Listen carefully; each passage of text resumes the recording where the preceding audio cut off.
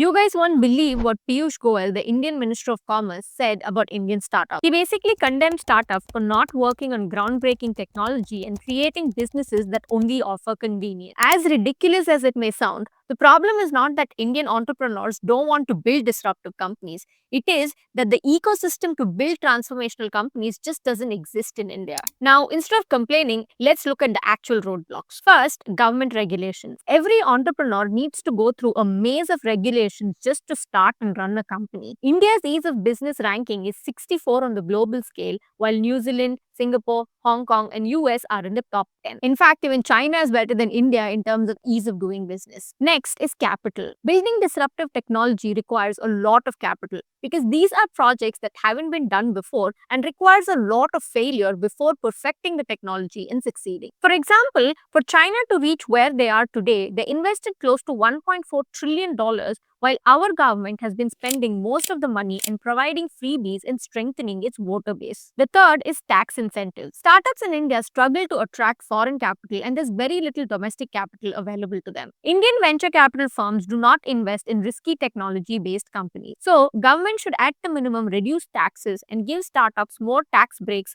so they can invest their profits into R&D effort. And finally, the big one, education. Most countries that are building next generation technologies have world class education system. Take Sweden, US, China or Germany for example. These countries place extraordinary emphasis on educating students on the latest technologies, while in India students are still learning to craft wood with hand tools and draw CAD on paper.